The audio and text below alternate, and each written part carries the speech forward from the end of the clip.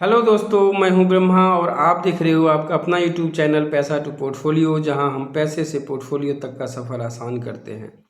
दोस्तों, learn stock market chapter series के पहले के चैप्टर्स में आपने एक एक करके सभी इंडिकेटर्स को समझा, सीखा, वो कैसे काम करता है ये देखा। और उसके बाद अब आप उन्हीं इंडिकेटरों को, दो तीन इंडिकेटर्स को कंबाइन करके मिला के कंप्लीट ट्रेडिंग स्ट्रेटजी बनाना सीख रहे हो।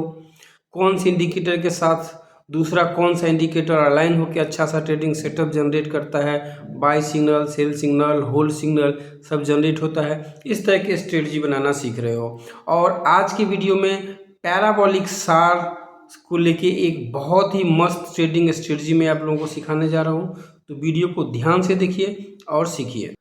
अगर आप चैनल पे नए हैं और चैनल को अभी तक सब्सक्राइब नहीं किया है तो चैनल को जरूर से सब्सक्राइब करके बेल आइकन को दबा दीजिए, ताकि इस तरह की लर्निंग वीडियो की नोटिफिकेशन आपको मिलती रहे। तो दोस्तों, सबसे पहले ऐड कर लेते हैं इसके ऊपर पैराबोलिक सार। पैराबोलिक सार ऐड करने के बाद हमें इसका सेटिंग्स चेंज करना है। ध्यान दीजिएगा, इसका सेटिंग हमें बाय डिफ़ॉल्ट जो आ रहा है उसको यूज नहीं करना है। सेटिंग को हमें, ये बाय डिफ़ॉल्ट 0.02 होता है, हमें 0.01 करना है। एंड दूसरी में भी हमें 0.2 को 0.1 करना है एंड देन डन कर देना है। इस तरह से हमारा पैराबोलिक सार लग गया है। दोस्तों, हमने पहले के चैप्टर में आपको सिखा रखा है, आपको मालूम होगा पैराबोलिक सार जब कैंडल्स के नीचे बन रही होती है तो अप ट्रेंड होता है। पैराबोलिक सार जब कैंडल के नीचे ऊपर होती है, कैंडल नीचे होता है तो डाउन ट्रेंड होता है।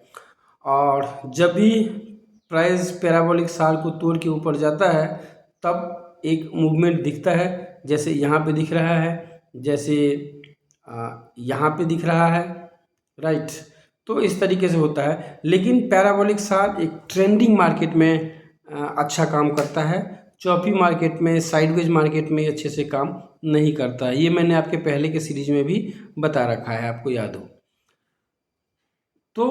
अभी हमें एंट्री लेना है पैराबोलिक सार के ऊपर, लेकिन ट्रेंड क्लियर हो, चौपीनेस नहीं हो, और उसके लिए हम इस बार कैंडल स्टिक का यूज ना करके हम यूज करेंगे रेनको चार्ट का। जी हाँ दोस्तों, रेनको चार्ट प्लस पैराबोलिक सार का कॉम्बिनेशन से ये बेहतरीन स्ट्रेटजी आप लोग सीखोगे, तो बने रहिए वीडियो के अंत तक।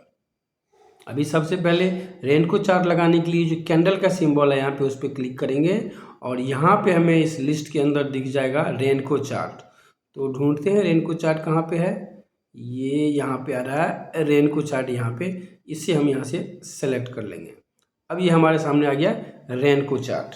दोस्तों, एक बार आप नॉर्मल कैंडल स्टिक चार्ट में जो कैंडल बनती है और रेनको चार्ट में जो ये ब्रिक्स बनते हैं, ब्लॉक्स बनते हैं, इन दोनों की फॉर्मेशन कैसे होती है ये समझ लीजिए, ताकि आपको फंडामेंटल इस चार्ट का क्लियर रहे और इसका कंसेप्ट क्लियर रहे और आप कॉन्फिडेंस के साथ ट्रेड ले सकें। उसके बाद फिर मैं कहाँ पे एंट्री लेना है, कहाँ पे एग्जिट करना है, ये सारे रूल बताऊंगा। कैंडल स्टिक चार्ट में क्या होता है दोस्तों कि जब हम टाइम फ्रेम सेलेक्ट करते हैं, एग्जाम्पल के लिए जैसे हमने ये 5 मिनट का टाइम फ्रेम सेलेक्ट कर रखा है, तो उन 5 मिनट के दौरान सभी 5-5 मिनट पे एक कैंडल बनेगा और उस 5 मिनट की एक कैंडल में ओपन प्राइस से अगर ऊपर जाके क्लोज होता है, क्लोजिंग प्राइस अगर ओपन प्राइस से ज़्यादा होता है तो ग्रीन कैंडल बनती है। लेकिन अगर ओपन प्राइस जहाँ हुई है वहाँ से नीचे आके क्लोज होता है, क्लोजिंग प्राइस अगर ओपन प्राइस से नीचे होती है तो रेड कैंडल बनती है। और जो हाई बनता है वो अपर बिक होता है, जो लो बनता है वो लोअर बिक होता है। ये तो आप लोगों को पता ही है, कोई नई चीज़ मैं आपको नहीं बता रहा हूँ। लेकिन रेनको के बारे में आप लोगों को नहीं पता होगा तो ध्यान से सुनिए। रेनको चार्ट को वैसे तो टाइम फ्रेम से कोई भी लेना देना नहीं होता है, क्योंकि रेनको टाइम बेस्ड कैंडल जनरेट नहीं करता है, ये प्राइस बेस्ड कैंडल जनरेट करता है।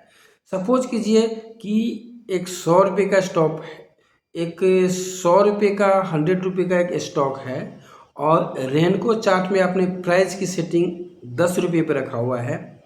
तो जब भी प्राइस 100 से 110 जाएगा तो एक ग्रीन ब्लॉक्स बनेगा, एक ग्रीन ब्रिक्स बनेगा, और फिर 110 से 120 जाएगा तो दूसरा ग्रीन ब्लॉक बनेगा।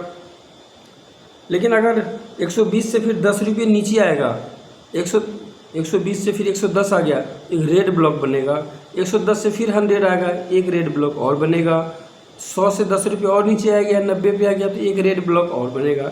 इसी तरह से 10-10 रुपये पे के मूवमेंट पे एक ब्लॉक बनेगा।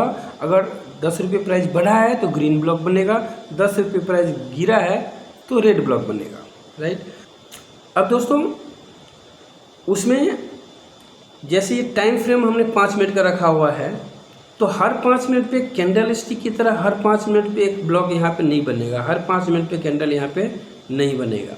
यहाँ पे क्या होगा, अगर 10 रुपये का प्राइस सेट है कैंडल बनने के लिए, क्राइटेरिया में 10 रुपये का प्राइस सेट है, तो वहाँ पे हमें 10 रुपये के मूवमेंट में अगर वो 15 मिनट लगा देता है तो 15 मिनट के बाद जाके एक ब्लॉक बनेगा। लेकिन अगर 5 मिनट के अंदर ही बड़ी मूव आ जाती है, 30 पॉइंट का मूव आती है, तो 10-10 पॉइंट करके 3 ब्लॉक बन जाएगा 5 मिनट के अंदर ही। तो यहाँ पे प्राइस बेस्ड ब्लॉक बनेगा, टाइम बेस्ड ब्लॉक नहीं बनेगा। लेकिन फिर भी टाइम का इम्पोर्टेंट यहाँ पे थोड़ा सा हो जाता है। कब हो जाता है, जब हम कैंडल की सेटिंग को ऑटो रखते हैं। हम मैनुअली 2 रुपये, 5 रुपये, 10 रुपये इस तरह से हम प्राइस सेट नहीं करते हैं, क्योंकि सभी स्टॉक का अपना अपना अलग अलग क्राइटेरिया होता है और एक फिक्स कोई भी अमाउंट, कोई भी एक नंबर डाल देना उचित नहीं होता है, वो स्ट्रेटजी काम नहीं करती है। मैं आपको दिखाता हूँ एग्जांपल कि इसमें किस तरह से क्या ऑप्शंस आता है।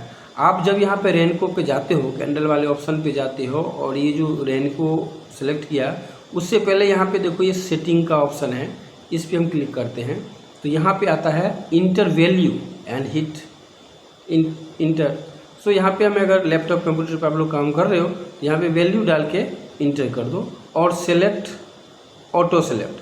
तो यहाँ पे इसको ऑटो सेलेक्ट रखना है। ऑटो सेलेक्ट क्यों रखना है, क्योंकि जब हम ऑटो सेलेक्ट रखते हैं तब ये क्या करता है, जो भी स्टॉक या इंडेक्स हमने चार्ट लगा रखा है और उसका जो भी टाइम फ्रेम लगा रखा है, जैसे यहाँ पे एग्जांपल के लिए हमने 5 मिनट का लगा रखा है, तो 5 मिनट के टाइम फ्रेम पे जो ATR बनेगा, एवरेज ट्रू रेंज, जो उसकी वोलेटिलिटी है कि ATR क्या होता है, 14 पीरियड का जो है एक वोलेटिलिटी मापता है वो बाय डिफ़ॉल्ट सेटिंग के हिसाब से।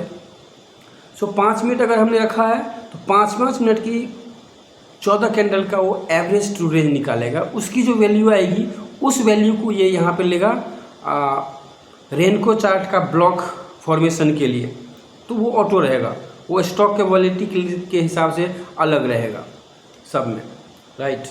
तो यहाँ पे जब हम 5 मिनट का टाइम फ्रेम रखेंगे तो 5 मिनट का जो एवरेज ट्रू रेंज होगा, 5 मिनट के चार्ट का जो वोलेटिलिटी होगा, उसके हिसाब से जो नंबर डिसाइड होगा उतने नंबर मूव करने पे हमारा एक ब्लॉक बनेगा।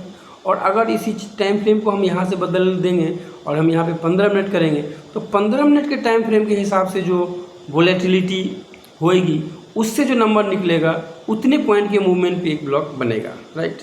तो इंट्राडे में हम काम करेंगे तो इंट्राडे के लिए 5 मिनट का ही टाइम फ्रेम रखेंगे, क्योंकि 5 मिनट के वोलेटिलिटी के हिसाब से जो नंबर आए उतने पॉइंट के मूवमेंट होने पे एक ब्लॉक हमें बना के दे। क्लियर है? ओके।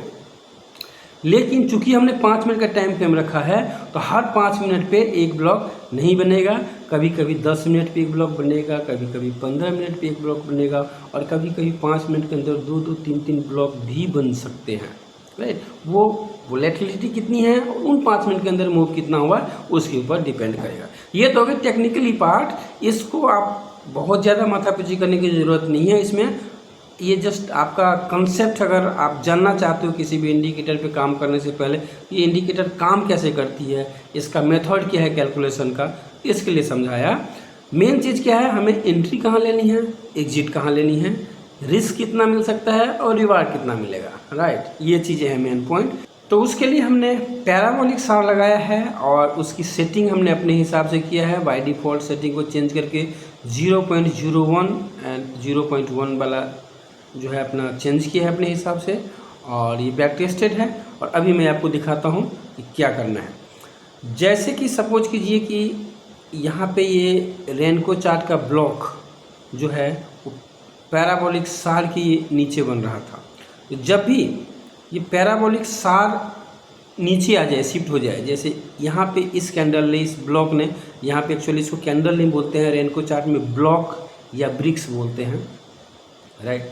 तो अगर पैराबोलिक सार इस ब्लॉक के नीचे आ गया तो हमें बाय करना है। नेक्स्ट जैसे ये एक बन के क्लोज हो गया, पैराबोलिक सार नीचे आ गया, अभी नेक्स्ट ब्लॉक बना तो हमें यहाँ पे बाय करना है।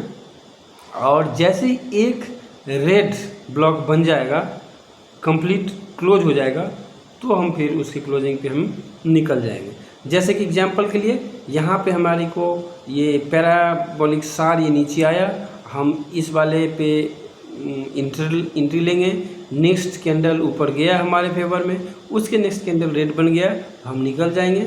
यहाँ पे ध्यान देने वाली बात यह है कि यहाँ पे सभी ब्लॉक, सभी कैंडल एक ही साइज के होते हैं, मतलब एक बराबर सेम प्राइस मूवमेंट पे एक ब्लॉक बनता है, राइट। तो अगर 10 पॉइंट का, एक एग्जांपल के लिए अगर 10 पॉइंट का एक ये बार बन रहा है, एक ब्लॉक बन रहा है, तो सभी 10 पॉइंट का ही बन रहा है। तो जब हमने यहाँ पे लिया, पहले ब्लॉक पे लिया, तो दूसरा ब्लॉक ग्रीन में बना, यानी हमारे फेवर में 10 पॉइंट गया। तीसरा ब्लॉक बना, यानी हमारे फेवर में फिर से 10 पॉइंट गया।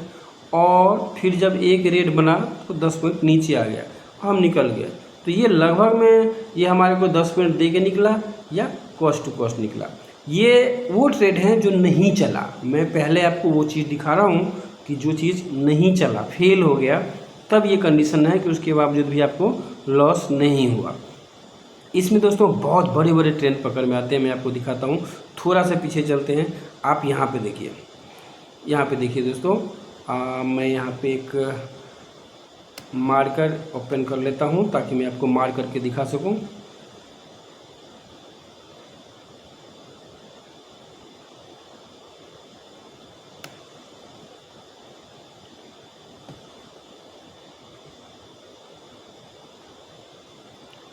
दोस्तों यहाँ पे इस वाले कैंडल ने पैराबोलिक सार को तोड़ दिया, पैराबोलिक सार नीचे आ गया और उसके बाद ये ट्रेंड कैप्चर हुआ। जब ये एक रेड बना, जब उसके बाद हमें यहाँ पे एग्जिट लेना है। और दिखाता हूँ दोस्तों, यहाँ पे देखिए दोस्तों, ये डाउन मूव आ रहा था क्लियरली, यहाँ से ये ग्रीन बनना शुरू हुआ, यानी कि यहाँ से ये ट्रेंड शिफ्ट हुआ, लेकिन हमें यहाँ पे एंट्री नहीं लेना है। जब ये पैराबोलिक सार, यहाँ पे इस कैंडल ने पैराबोलिक सार क्रॉस कर दिया, पैराबोलिक सार यहाँ पे नीचे आ गया है और ये ग्रीन बना है, हमें यहाँ पे एंट्री लेना है उसके नेक्स्ट ब्लॉक पे। और 3 ब्लॉक उसके बाद हमारे एंट्री के बाद, यानी टोटल 4 ब्लॉक ग्रीन बनने के बाद एक ये रेड बना, यहाँ पे हमारे को एग्जिट मिल गया। दोस्तों आप क्लियरली देख सकते हो यहाँ पे एक रेंज बाउंड मार्केट है। तो दोस्तों रेनको चार्ट की सबसे बड़ी खासियत यह है कि बहुत ही क्लियरली ये हमें सपोर्ट और रेजिस्टेंस भी बताता है।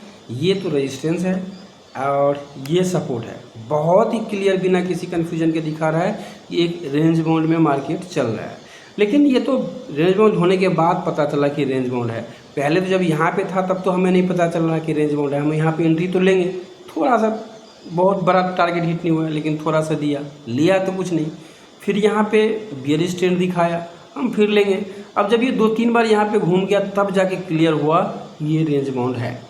तो अगर आपने एंट्री नहीं लिया और पहले से ही आपको दिखा कि हाँ रेंज बाउंड है, तो उसके बाद मज़ा आता है दोस्तों जब ये रेजिस्टेंस के लेवल पे पैराबोलिक सार चल रहा हो। जैसे यहाँ पे पैराबोलिक सार जो है ये इस रेजिस्टेंस के लेवल पे आ गया है, राइट। और फिर रेजिस्टेंस के लेवल पे आके जब पैराबोलिक सार का ब्रेकआउट हो, जैसे कि इस वाले कैंडल ने किया, यहाँ पे इस वाले कैंडल ने किया, यहाँ तक पैराबोलिक सार ऊपर था, रेनको का कैंडल ब्लॉक नीचे था। इस वाले कैंडल ने पैराबोलिक सार को नीचे शिफ्ट कर दिया। आप यहाँ पे देख सकते हैं पैराबोलिक सार नीचे आ गया है और यहाँ पे एंटर करेंगे, हम ट्रेड लेंगे यहाँ पे, और ये देखो इतना बड़ा बड़ा ट्रेंड आपको मिलता है।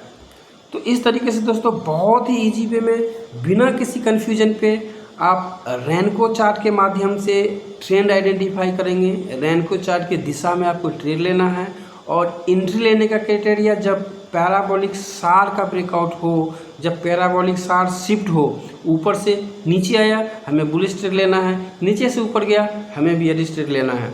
और अपोजिट कैंडल ग्रीन कैंडल पे हमने बाई किया है, अगर रेड कैंडल बना एक ही तो हमें निकल जाना है छोटा सा स्टॉप लॉस देके।